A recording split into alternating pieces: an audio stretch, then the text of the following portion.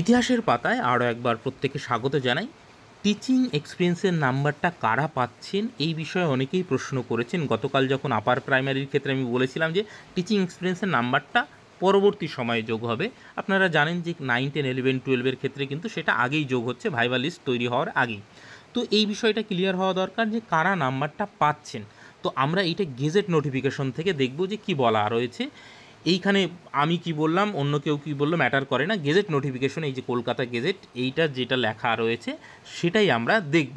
এই নোটিফিকেশনটা বা গেজেট নোটিফিকেশনটা আমি টেলিগ্রাম চ্যানেলে দিয়ে দিয়েছি, লিঙ্ক কমেন্ট সেকশনে রইল, সেখানে লিঙ্কে গিয়ে যুক্ত হয়ে আপনি নিজেও এই নোটিফিকেশনটা পড়ে নিতে পারেন। এই নোটিফিকেশনে পুরো কালকে আমি আপার প্রাইমারির বিষয়টা বুঝিয়ে দিয়েছি কি বলা রয়েছে, সিলেকশন প্রসেস। এইবার আসুন, এই নোটিফিকেশনের শিডিউল 2 আপনারা দেখতেই পাচ্ছেন, এ বি সি তিনটে দেওয়া রয়েছে এবং এই এ নম্বরে রয়েছে selection to the post of assistant teacher for class 9, 10, বিতে রয়েছে 11, 12 এবং সিতে রয়েছে আপার প্রাইমারি। আমরা তিনটেই দেখব যে তিনটেতে কারা টিচিং এক্সপিরিয়েন্সের নাম্বারটা পাচ্ছেন। এইবার এই শিডিউল 2-র এ নাম্বারের যে মার্ক ডিভিশনটা রয়েছে সেইখানে দেখুন 2 নম্বরে অ্যাকাডেমিক্স রয়েছে, সেইখানে এডুকেশনাল কোয়ালিফিকেশন এবং বি পয়েন্টে রয়েছে টিচিং এক্সপিরিয়েন্স।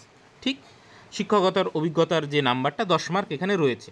বেশ, এইবার তার নিচে দেখুন ব্র্যাকেটে কি লেখা রয়েছে, at the secondary level in a government or government aided or government sponsor school. অর্থাৎ আপনাকে কোথায় চাকরি করতে হবে, অ্যাট দ্য সেকেন্ডারি লেভেল। এখানে কিন্তু সেকেন্ডারি লেভেল মাধ্যমিক স্তরের কথা বলা হয়েছে, হায়ার সেকেন্ডারির কথা কিন্তু বলা হয়নি। কিন্তু এইখানে আমার মনে হয় যে হায়ার সেকেন্ডারি লেভেলেও এটা এর মধ্যে পড়ে যাচ্ছে। ঠিক আছে, এটা কিভাবে ব্যাখ্যা করে দেখুন, এইখানে যেটা বলা রয়েছে আমি সেটাই বলছি। কমিশন কিভাবে কি ব্যাখ্যা করবে সেইটা আমার দায়িত্ব নয়, এবং কমিশনের বিশ্বাসযোগ্যতা নিয়ে আপনারাও নিশ্চয়ই এই বিষয়ে ক্লিয়ারিটি রয়েছে আপনাদের কি, যে কমিশন কীরকম কি করতে পারে।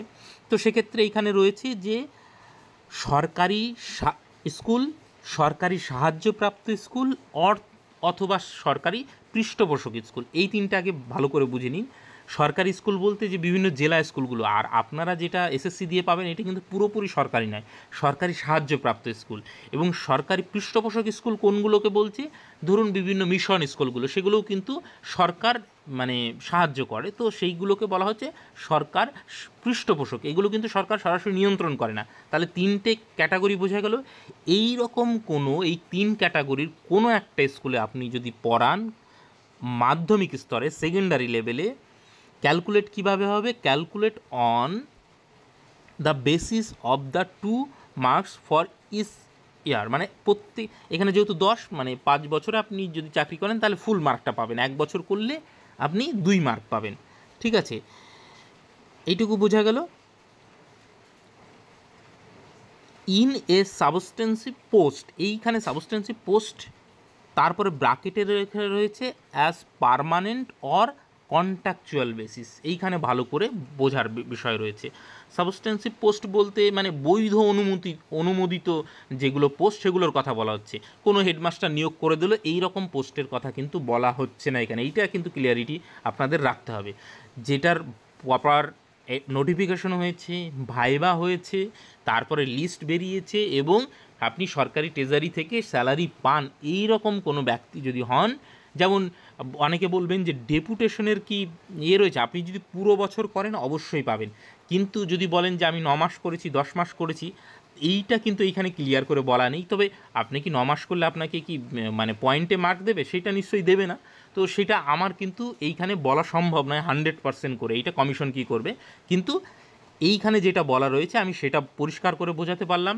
এক হচ্ছে আপনাকে সরকারি সাহায্যপ্রাপ্ত এবং সরকারি পৃষ্ঠপোষক স্কুলে চাকরি করতে হবে, এবং সেইটা সেকেন্ডারি লেভেলে হতে হবে, এবং সেই সঙ্গে আপনার বৈধ অনুমোদিত পোস্টে চাকরি করতে হবে। এই তিনটে থাকলে তবেই আপনি এই নাম্বারটা পাবেন, নচেত আপনি পাবেন না। এইটা গেল 9, 10-এর ক্ষেত্রে। 11, 12-এর ক্ষেত্রেও দেখুন বি নাম্বারে একদম সেম জিনিসটাই, ওইটা D2 কপি করা রয়েছে। তো এইখানে কিন্তু ওইরকম মানে এইচএস লেভেল বা হায়ার সেকেন্ডারি লেভেল এইখানে কিন্তু লেখা নেই। At the secondary level in a government or government aided or government sponsor school calculated on the basis of 2 mark for each year of the service in a substantive post as permanent or contractual. অর্থাৎ শুধুমাত্র permanent যারাই করছেন তারাই নয়, কিন্তু যারা ওই যে প্যারা টিচার, এই প্যারা টিচাররা কিন্তু এখানে যদি বয়স সব কিছু মিলে যায় তারা কিন্তু পাবে। ঠিক আছে, বোঝা গেল? তাহলে 11, 12, 9, 10-এর ক্ষেত্রে হচ্ছে আপনাকে মাধ্যমিক স্তরের চাকরি করতে হবে। আপনি কিন্তু প্রাইমারি বা আপার প্রাইমারিতে চাকরি করলে এখানে পাচ্ছেন না। এইবার আসুন সি নাম্বারে, যেটা আপার প্রাইমারি সিলেকশনের কথা বলা হয়েছে, সেইখানে কি বলা হয়েছে এই 6 নম্বর পয়েন্টটা আপনি পড়ুন।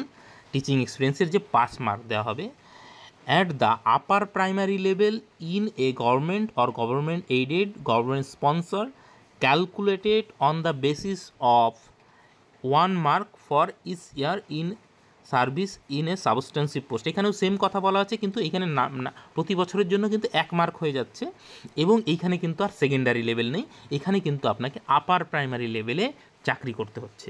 বোঝা গেল? একদম পরিষ্কার করে এখানে লেখা আছে। তো এইখানে কিন্তু আপনি ক্লাস 11, 12 বা যদি 9, 10-এ চাকরি করেন তাহলে কি পাবেন? এইখানে কিন্তু এই নোটিফিকেশন অনুযায়ী আপনি পাচ্ছেন না। আপনি যদি আপার প্রাইমারি লেভেলেই চাকরি করেন তবেই কিন্তু আপনি এখানে পাচ্ছেন, এরকমটাই আমি অন্তত বুঝতে পারছি। এখানে আপনি নিজেই দেখুন, পড়ে দেখুন, আমার টেলিগ্রাম চ্যানেলে গিয়ে আপনি নিজে পড়ে দেখুন যে at the upper primary level in a government or government sponsor আর গভর্নমেন্ট এইডেড যে কোনো একটা, এই 3টের মধ্যে হতে হবে, এবং ক্যালকুলেশন কীভাবে হবে, প্রতি বছরের জন্য 1 মার্ক, এবং আপনাকে substantive post as permanent or contractual basis. তাহলে পরিষ্কার হলো বিষয়টা যে কারা এই যে মানে অভিজ্ঞতার নাম্বার কোন স্তরে কারা পাচ্ছেন। আশা করি এরপরে নোটিফিকেশন অনুযায়ী আর কোনো আপনাদের সমস্যা নেই। তারপরেও যদি কোনো প্রশ্ন থাকে নিশ্চয়ই আপনারা করতে পারেন বা বলতে পারেন, মতামত থাকলেও দিতে পারেন, কিন্তু যেটা নোটিফিকেশনে আছে বলার আছে আমি সেইটুকু আপনাদের পুরো ক্লিয়ার করে বুঝিয়ে দিলাম, ভেঙে বুঝিয়ে দিলাম। বাকিটা স্কুল সার্ভিস কমিশন কীভাবে কী করবে সেইটা তাদের ব্যাপার, সেই জায়গায় আমাদের কোনো নিয়ন্ত্রণ নেই। তো আপাতত সকলকে অসংখ্য ধন্যবাদ।